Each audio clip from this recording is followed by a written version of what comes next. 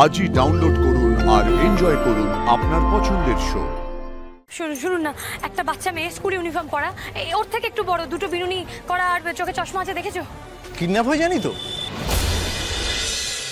দিদি, তুমি এখানে চুপটি করে বসো। হ্যাঁ, উমার তো ছুটি হয়ে গেছে, আমি ওকে নিয়ে আসি।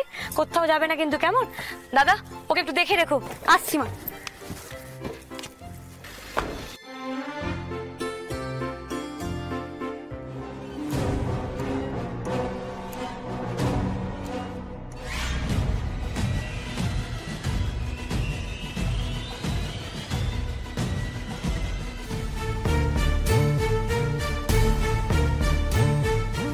নেবে?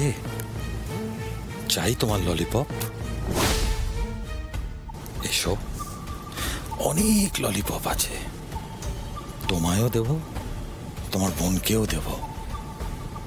এসো এসো।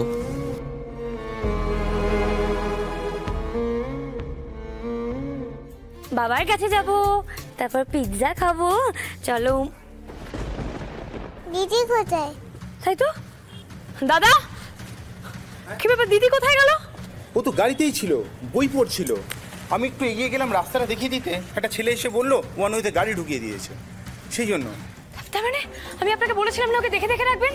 হ্যাঁ, সর্বনাশ করেছে। হ্যাঁ তো দিদি, দিদি বলছি দাদা, শুনুন না, একটা বাচ্চা মেয়ে স্কুল ইউনিফর্ম পরা, ওর থেকে একটু বড়, দুটো বিনুনি করা আর চোখে চশমা আছে, দেখেছো?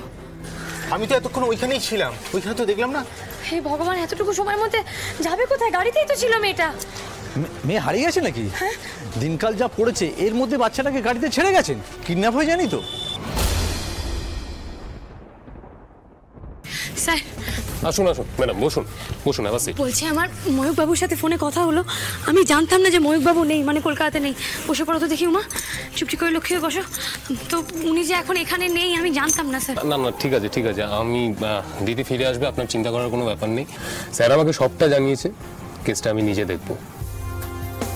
ম্যাডাম, স্যার কিন্তু অনেক বড় বড় ঘটনার পরই তো আপনি ওখানে নিজে থেকে ছুটে গেলেন, চারপাশে সবাইকে জিজ্ঞাসা করলেন, কেউ কিছু বললো আপনাকে? আপনি জানেন যে আমি ওখানে জিজ্ঞাসাবাদ করছিলাম? মোবাইলে যে ছবিটা সবাইকে দেখালেন, সেই ছবিটা আমাদেরও পাঠাবেন, ওটা আমাদেরও লাগবে। ও, তার মানে আপনার কাছে অনেক ইনফরমেশনই আছে। আমি কেউ নই, সবই স্যার, ওনার ট্রেনিং। কোনো কেসের ব্রিফ নিলে তার সূক্ষ্মাতি সূক্ষ্ম ডিটেলসটা পর্যন্ত জেনে রাখতে হয়। আমি লোকেশনে লোক পাঠিয়েছিলাম, ওরাই বললো আপনি খুবই প্যানিকড।